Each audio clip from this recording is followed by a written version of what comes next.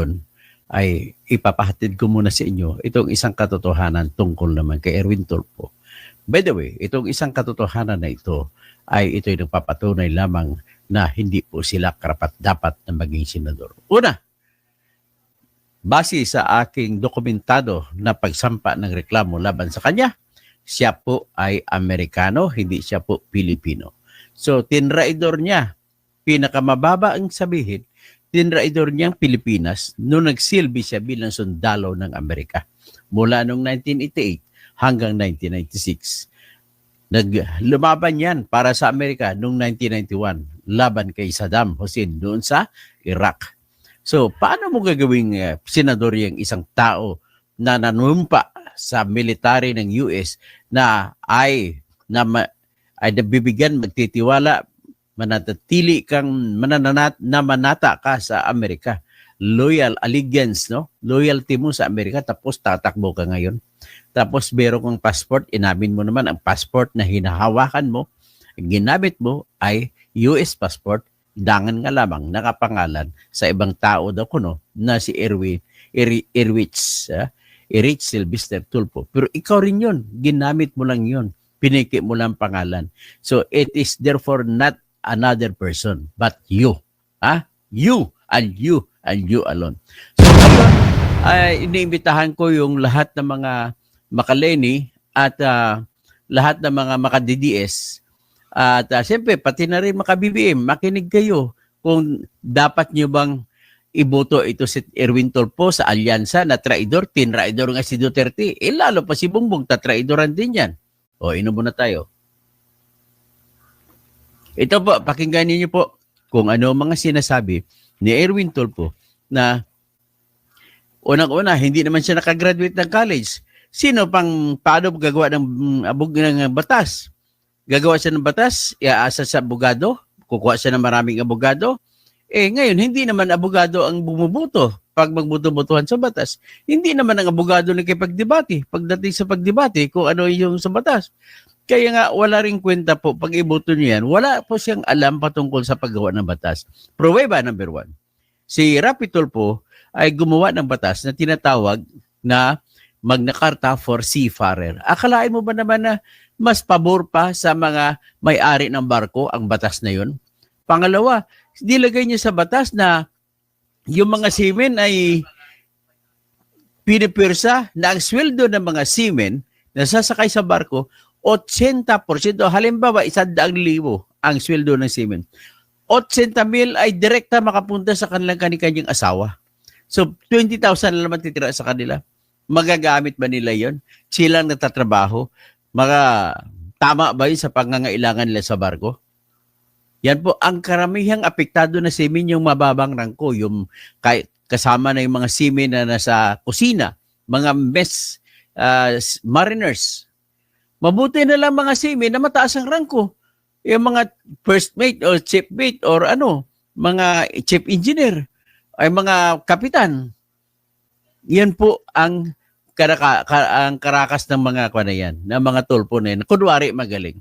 Tapos, ang ginawa rin ni Rapi Tulfo, akalain mo ba nagpapagawa siya ng batas sa LTO na kailangan ang lahat ng makabili ng sasakyan ay kailangan sa loob ng halimbawa 30 days, kailangan ipalit na kagad ang rehistro ng pangalan sa bumili. At kung hindi mangyari, ay bumultahan ng 20,000 ang bumili at bumultahan din ng 20,000 ang nagbenta.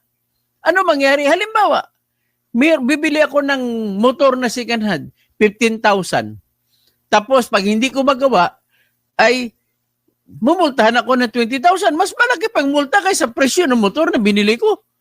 At mumultahan din ang nagbenta sa akin. Ano na magagawa niya? Nagbenta nga siya, walang pera, tapos multahan mo ng mas mataas pa sa kabenta.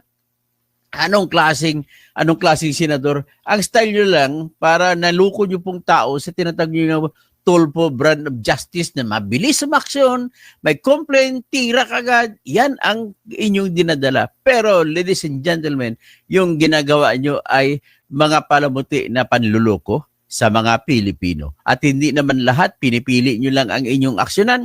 Kagaya kay Rapi, pinipili lang yung mga kwento ng mga magaganda patungkol sa mga asawa na iniwanan ng mister, iniwanan ng asawa, or asawa na mister na nang iwan ng asawa. Yung mga chismis sa kapitbahay, yan ang pinipili nyo kasi alam na mga tulpo na ang paborito ng mga Pilipino ay yung mga Marites at Marisol na klase ng istorya. Diyan kayo na nagigisikat. Kaya sinasamantala nyo ngayon ang kasikatan nyo, tumakbo ka ng Senado, andyan ang inyong kapatid, si Rapi Tulfo, may bobo ng Senado, dagdagan nyo pang bobo na pangalawa na, pasensya na, bobo talaga may tawag kong salita eh. Kasi wala naman kang pinag-aralan. Ganon naman ang sinabi mo, Erwin, magdadagdag ka pa ng boto, pati si Ben Tulfo.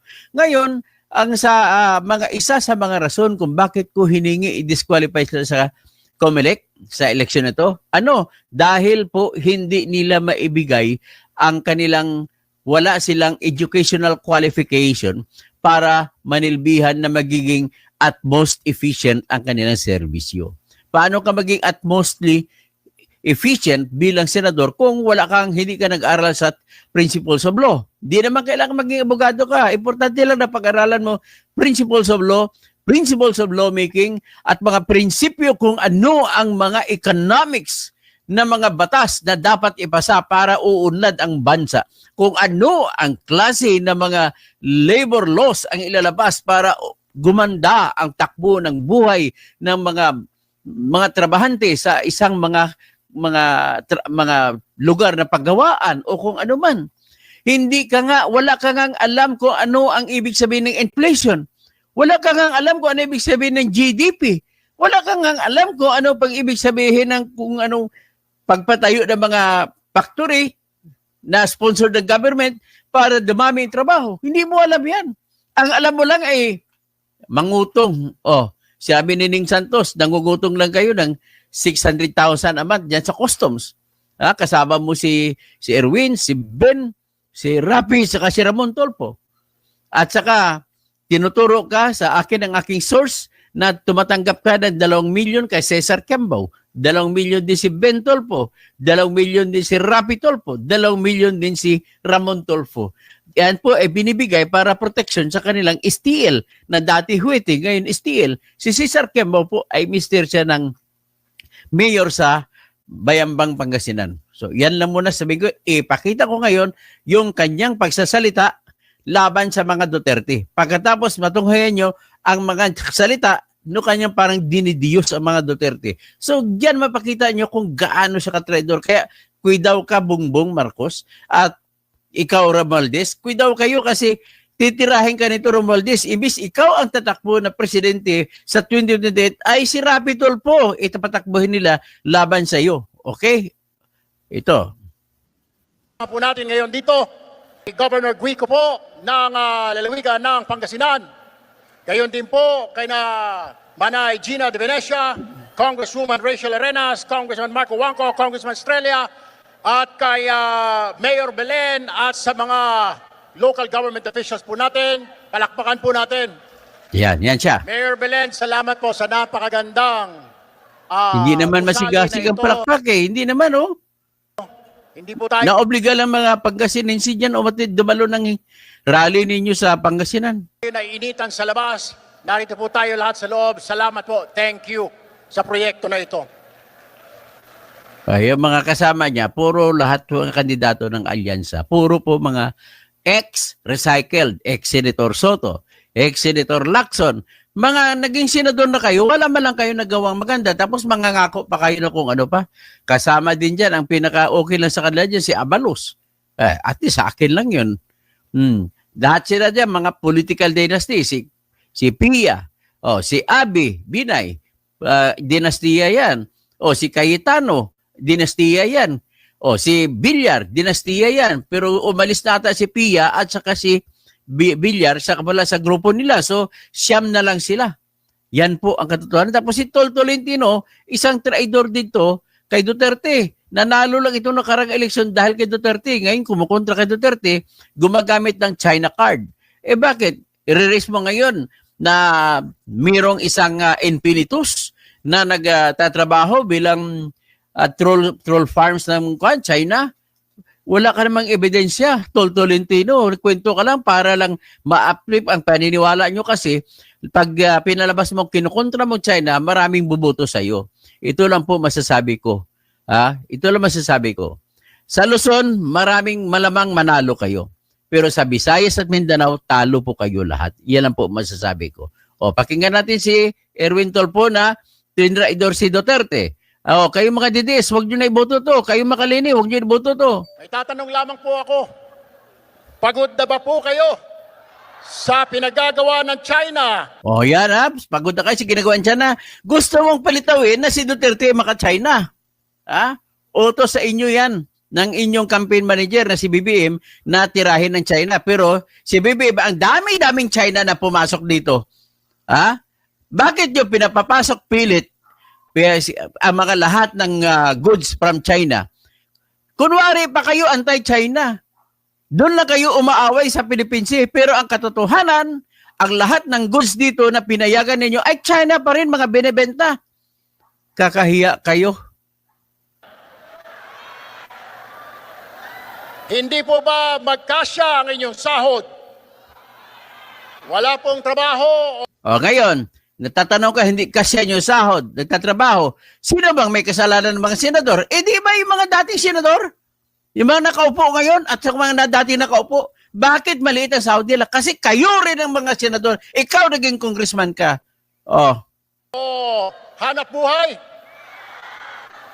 Wala hong matakbuhan kung kayo... Hanap buhay, walang matakbuhan. Lagi na lang ba may problema? Gusto mo lalapit sa itolpo mo yan. Ganun gusto nila. Pwes, di na po ako magpapaligoy-ligoy pa. Sige. Kung gusto po ninyo na solusyon. Sige. Gusto yung solusyon. Tirahin nyo si Duterte. Mag-alyansa kayo lahat. Po, sa harapan ninyo ang alyansa. Yan po ang makakatulong sa inyo. Kami po sa alyansa. Si Bong Revilla, si Lito Lapid, na may mga kasong graft and corruption.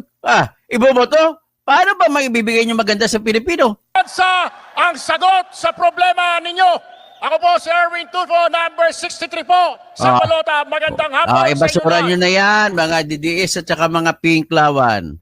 Ito, kung bakit iba, patuloy pa natin, pakinggan pa. May isa pa siyang ginawa.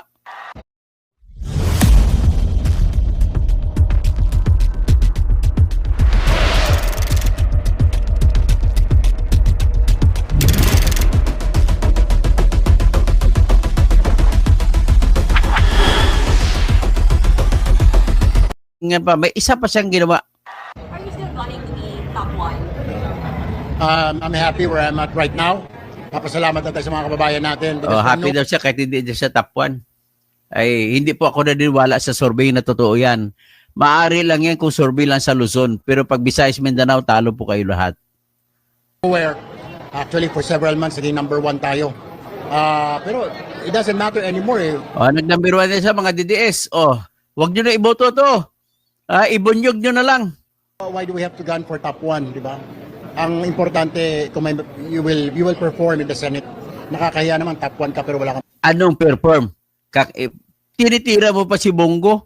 Mas sikat pa nga si Bongo dahil sa Balasakit Center niya. Tapos sabi mo, mas magaling ka pa kay Bongo.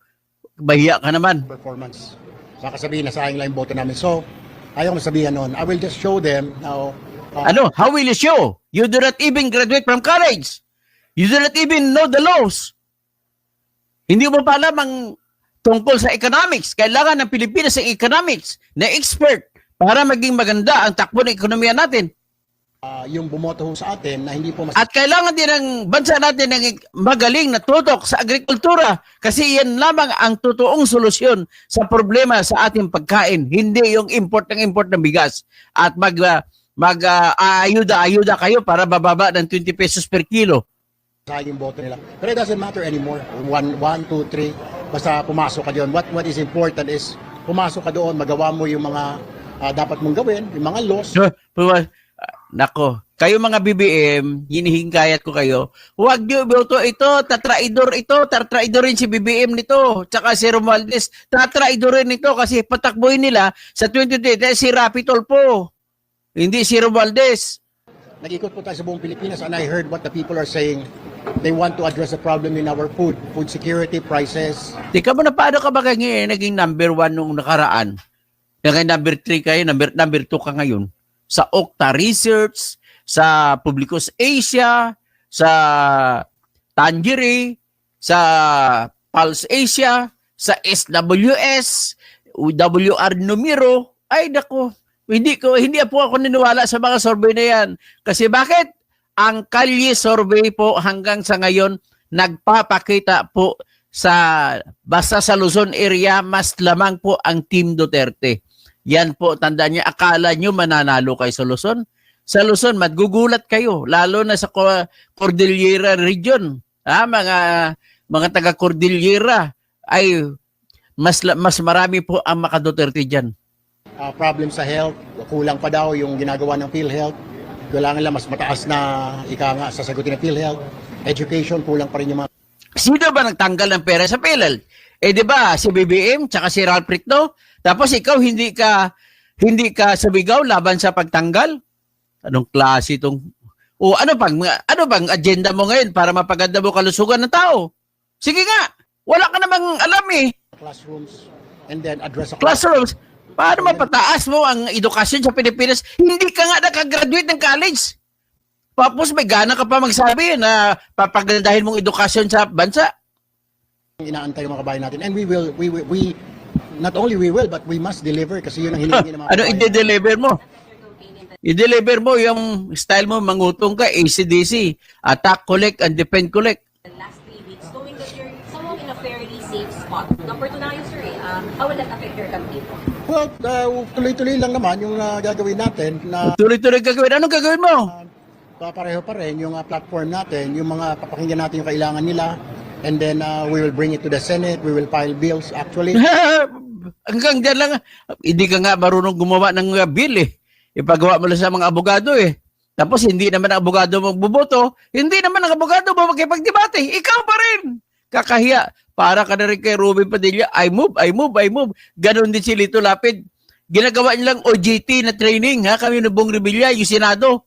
Nakakahiya kayo.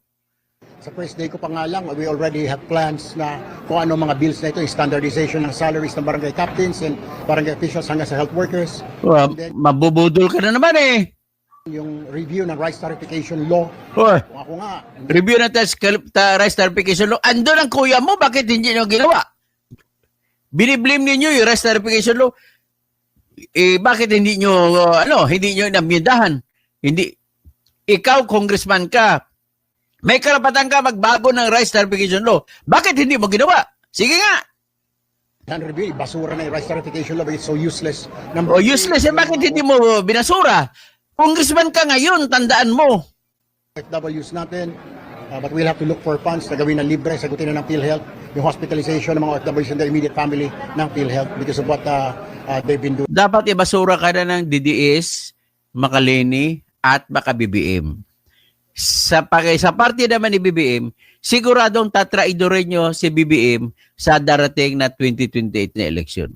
For our country. Isa na lang, how will you help lang yung dalawang hindi pumapasok sa top 10? Until now, sir, Apollo sa Tolentino. Medyo malayo, sir.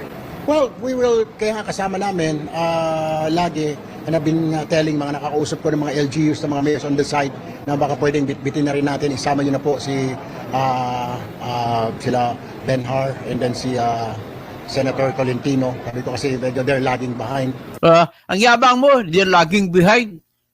Sigurado ako matatalo ka pag kayo mga DDS, mag-block voting na kayo, tanggalin nyo ito para wala nang mananalo mga ito. Bahala, I don't care. Kung iboto niyo si Kibuloy, iboto niyo si Philip Salvador, mas maganda pa yon kaysa kay dito iboboto niyo si mga tulpo. Mga Bong Revilla na kawatan, si Lito Lapid na kawatan. Ang dami pa iba dyan, puro kawatan. Sabi ko, meron pa namang itanga. Sabi ko na kailangan natin ipasok. Kung meron kayo, lalo na sa Mindanao area, sabi ko kulang. Hindi ka mananalo sa Mindanao. Ipapako mo pa yan sa cross, hindi ka mananalo sa Mindanao. Alam ko sentimiento, lalo na sa BARM.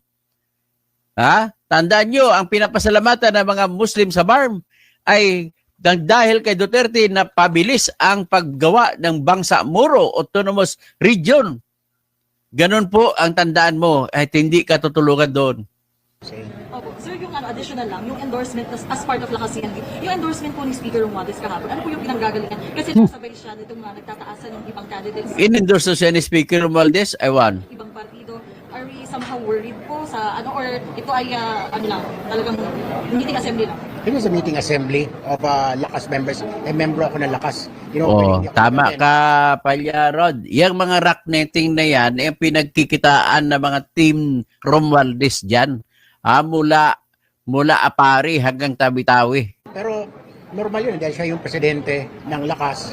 So nag-endorse siya sa mga congressman, may mga governors din yung LGUs. So we are banking on the support of Okay, you are banking, but let me now say, you will curse from the day of the election, Mindanao and Visayas will not vote for you. And so are the people in Luzon. Akala nyo lang kakampihan kayo kasi mga peke naman mga survey na pinapalabas nyo. the LGUs on the ground ng mga governors and mayors natin. Ayun na rin pakiusap ni Speaker as presidente po ng partido. But how do we feel po na tumataas sa surveys, sir? Like yung hindi pilaban, hanggang kayo po ba sa alyansa na somehow nag-threaten, nag-work kayo? No? Normal yun yung sentiment. Hindi daw sila What happened? So yung sentimiento, yung galit ng mga tao na ito ang ganti namin. We were expecting that The day na FPRRD was sent to The Hague, na-anticipate ko na yun that this is going to happen. Oo, So, minamaliit niya yung galit ng tao sa pagbitbit kay Duterte sa ICC. Ano lang nangyari, pero ngayon medyo umaangat na kahit paano, medyo humuhupa na. Hindi pa humupa. Hindi naman halos kalahati ang nawala sa amin, di ba? Nandoon pa rin, majority pa rin nung line-up pasok doon sa sa mga surveys natin. Sinabi mo lang yan. Survey na kayo, sir. Being at number 2. No, not really. So, I will still be seeing you. May mga rallies pang alyansa, may mga sorties. Tomorrow we'll be going to Quirino Province na hindi po pwede maging kampante ka. Pero at the same time, hindi lang. Hindi na nga kayo nangangampanya sa Visayas at saka sa Mindanao eh. Ano ibig sabihin yan? Dito tayo, punta tayo sa mga iba pang sinabi niya. Mahaba kasi ng kasinungalingan binabanggit niya dyan eh. Dito. Yan tingnan natin. Yan po ito yung parang hinihimod niyang puwit ni Digong. O tingnan mo. A closer look on his bank account Yan kakampi pa niya si Digong yan documents in Zurich and Singapore reveals the name Erwin Tulfo at President Rodrigo Abangan, may alas 7 sa gabi. Ganon po siya kasipsip. Ganon po siya kahunyango. Sabi nila, Ito naman, isa namang programa niya, pinuri niya si Digong dito ng gusto. mamamatay tao. Sabi nila, berdugo. Sabi nila, bastos sa bunganga. Sabi nila, may sa demonyo. Sabi ng mga kalaban niya. Pero kung ang mga batang may cancer ang tatanungin kung anong klaseng tao ang Rodrigo Roa Duterte, iisa lang ho ang sasabihin nila. Hulog daw ng langit si Rodrigo Roa Duterte. Naku, baka man naman babasag. gayon din po kay na Manay Ito. Stella Valley, imbis na pupunta doon araw-araw sa sakay ng bus, doon na lang sa bahay ni Duterte. Sinong mayor na nakagawa niyan? Sinong pangulo? Ito pa lamang. Yung sinasabi ng mga kalaban niya na berdugo, bastos, diktador, yung pala may puso. May puso para sa mga batang may kanser. Ganon ka lang kasipsip. Noong araw, kasi si Duterte ang hari. So ngayon, iba naman takbo mo, si Romualdez ang hari, tsaka si BBM. Iba naman ang takbo ng... Ay, nako. Ito ngayon. I-clip natin ito. Share. Sabi yan.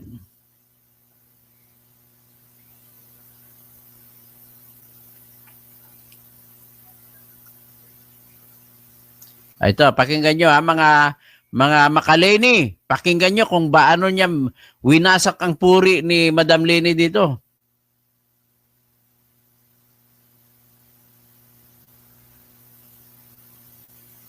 Dyan lang. Boses. Kaya ang masasabi ko sa iyo, Ulit. Robre na makinig kang babae ka. Oy! Mga kakampings, ibasura si Erwin Tulfo. Pakinggan nyo. Kaya ang masasabi ko sa iyo, Lenny Robredo, makinig kang babae ka. Oy! Kung ako pa sa'yo, kung may natitira pa akong kanipis na mukha, bumitaw ka na dyan, babae ka. Ha? Dahil kung hindi, hinayupak ka, pag hindi ka bumitaw dyan, ako mismo pupunta, kakalat ka rin kita palabas ng kalsada. Loko-loko ka. Okay ito naman, yung kapatid niya, matindi rin ito. Para ito, pakuntisa na lang sila kung sino mas basto sa bunganga. Okay, ito.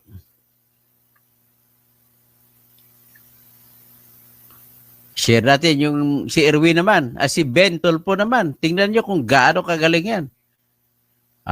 Dati sip-sip kay, kay Duterte. Mga kakamping. Oh, yeah. Tingnan ito, Asip-sipan hindi niya na kay pala si Duterte. Erwin Tulfo ang masama ang dila. Mas grabe pa ito, si Ben Tulfo. Akalain mo naman, tawagin niyang bobo si Leni Robredo. Huwag niyo nang iboto ito. Mga putok sa buong pendeho, mga bobo kayo eh. Mga bobo. Eng, stupido. Decriminalize drugs? Para mong sinabing, sige, palakasin natin yung industriya ng bilyong-bilyong dolyar na sinasabi sa buong mundo, nothing but drugs. Do you understand that, Leni Robredo? Oh, yan Give me a break. Oh, yan. Matindi pa yan. Sobra pa yan. Kaya ako po ay talagang matinding nananawagan sa lahat ng DDS, lahat ng mga Leni, na wag na po ninyong wag na ninyong iboto yung mga ano na yan, mga tarantado na yan. Wala po kayo makukuha dyan ng kaayusan. Sigurado lang po katraidoran na makikita nyo. At kung tinraidor niya ang sila ni Rodrigo Duterte, mas lalong tatraidorin yan yung Pilipino. Tinraidorin yung Pilipinas sa pamamagitan ng pagkuha ng passport sa ilalim ng pangalan na Erich Sylvester Tulfo. Hindi po yan ibang tao. Ikaw rin yun ang Erich Sylvester Tulfo, ginamit mo lang ang ibang pangalan. Kaya you can never argue with me na yung Erich Sylvester Tulfo ay hindi si Erwin Tulfo. Yan po, si Erwin Tulfo.